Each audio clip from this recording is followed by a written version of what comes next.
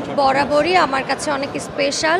আমার সালামি নিয়ে ঈদের অনেক অনেক মজার ঘটনা আছে। পুরা গ্রাম জুড়ে আমাদের একটা টিম হতো, কার কত সালামি উঠায়। আমার ইফতারি ইটস ভেরি সিম্পল, আমি ডাবের পানি খাই। রোজার মাসে সব থেকে বড় বিষয় হচ্ছে যে আমরা তো এই সময়টা আমরা যে যার কর্মে থাকি, ধর্মীয় বিষয়টার থেকে আমরা সবাই কিন্তু চেষ্টা করি রোজা রাখার, ইফতার করার ফ্যামিলিকে নিয়ে। তো এটা তো আমার আরেকটা পরিবার। তো সকল পরিবারের সাথে একসাথে যে রোজার ইফতারটা করব, এটাই আসলে খুবই ভালো লাগছে। কারণ বাসায় তো রেগুলার ফ্যামিলির সাথে ইফতার করছি, কিন্তু যখন আমরা কলিগরা একসাথে হচ্ছি বা জার্নালিস্টরাও তো আমাদের আরেকটা পরিবার, তো একসাথে হয়েছি। এখানে ফিল্মেরও অনেক মানুষজনের সঙ্গে দেখা হবে আজকে, এবং আপনারাও আছেন, খুবই ভালো লাগছে।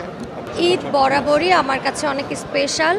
ছোটোবেলাটা বেশি স্পেশাল, আর বড়বেলায় অনেক অনেক দায়িত্ব, কাজ ঈদের আগের থেকে শুরু হয়ে গিয়েছে। ঈদের পরের আমাদের আরও 7 ডেজের কী কী প্রিপারেশন আছে, প্রোগ্রামে কি কি ড্রেস পরবো, লাইভগুলোতে কি পরবো, এগুলো মানে আমাদের আগের থেকেই সব কিছু শুরু হয়েছে। তো ঈদ আসলে আমাদের সবার জন্যই অনেক আনন্দের। আমার সালামি নিয়ে ঈদের অনেক অনেক মজার ঘটনা আছে। যে চাঁদ রাত থেকে শুরু করতাম, যে পুরা গ্রাম জুড়ে আমাদের একটা টিম হতো, কার কত সালামি উঠায়। সো আমার যেটা মনে আছে যে অনেক আমরা ওই রকমভাবে না চিনলেও ওই দিন আমাদের দাদা নানা মামা চাচা সবাই সালাম করেই আমাদেরকে ঈদ সালামি দেন। তো মানে এটা একটা প্রতিযোগিতা ছিল এক রকমের। তো এখনও মনে পড়লে অনেক ভালো লাগে। ঈদের অডিও কাজ অনেকগুলো ভোকাল দেওয়া হয়েছে, প্রায় 12টা গানের ভোকাল কমপ্লিট হয়েছে। বাট আমি কোনোটারই নিউজ দিই নাই, কারণ আমার লিপসিংগুলো দিতে আরও 3-4 দিন টাইম লেগে যাবে। তারপরে হয়তো বা আমি বলবো যে আমার এই পুরো ঈদে কয়টি গান আসবে।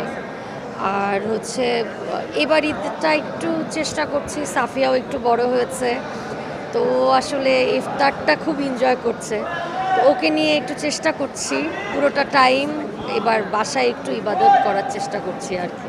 আপু যেহেতু আমার ইফতারি ইটস ভেরি সিম্পল, আমি ডাবের পানি খাই। আর পাশাপাশি একদমই লাইট কিছু, মানে আমি ভাজা পোড়াটাও খাই না। মানে আমি একটু ওয়েট গেইন করেছিলাম, সেখান থেকে একটু কমানোর চেষ্টা করছি, কারণ তাহলে একটু হয়তো বা সুস্থ থাকবো, ভালো থাকবো।